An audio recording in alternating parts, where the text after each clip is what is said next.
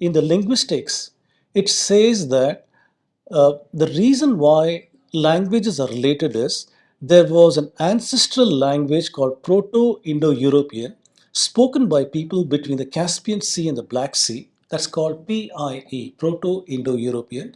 And they say they domesticated the wild horse and they also got iron swords. Therefore, they're in a position to dominate people. And they spread to the east by 2500 BC to the west and to the east, becoming Andronovo people here and corded ware people over here. By 1500 BC, they've entered into India through Bactria Margiana archaeological complex. By 500 BC, they're spread over the Ganga plain, and you see Dravidians appear here. So this is what we are learning even today when we talk about Aryan invasion, right? According to this theory, the earliest language out of Proto-Indo-European went to Balto-Slavic around 2500 BCE.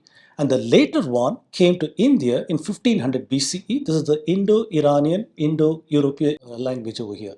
So linguistics is claiming a late dispersal of Indo-Iranian from Caucasus region. The Kurgan hypothesis also claims similarly using horse, chariot, and archaeology. Even certain genetics people are making claims there's a similar movement from Caucasus to India. So the question to ask is Caucasus the link between Indians and Europeans? And very surprisingly, the answer is no. This is a paper that just came out a couple of months back in 2023 by a researcher called Hegarty in Science. So what he did is a deep mathematical study. So he said, I'm going to do a Bayesian phylogenetic study which on the origin of Indo-European languages. Basically what it means is, if I have, maybe I take three languages. I take Kannada, I take Tamil, I take Telugu. The word for milk is pal in Tamil. Milk is palu in Telugu. Milk is halu in Kannada. So the pa became ha, right? So the syllable has changed from one to the other.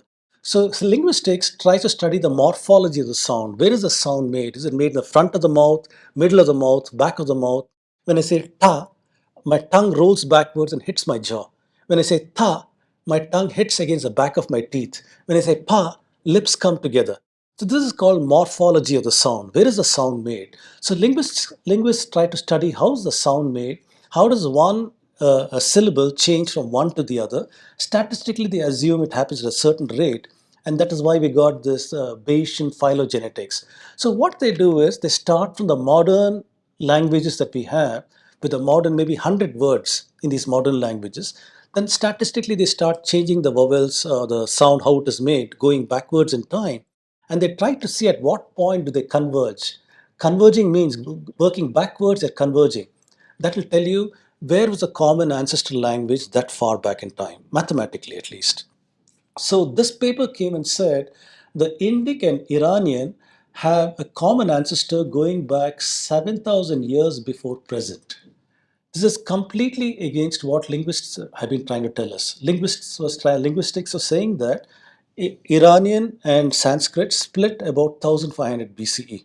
But this is saying the common ancestor must go back to 7500. You can see the common ancestors here. This is Indian, Iranian, common ancestors somewhere over here. Similarly, what are they saying? They're saying in the Aryan invasion or whatever hypothesis, this Indo-European was the last of two main branches to emerge out of a finer major clade with Balto-Slavic. Our results contradict this both in chronology and tree topology. They also say that recent ancestral DNA data from Central and South Asia have sought to trace movement of people into Western and South Asia by migration southward from the steppe. However, they do not see any such southward migration. So their bottom line is their results does not match linguistic analysis or ancestral DNA that has been published.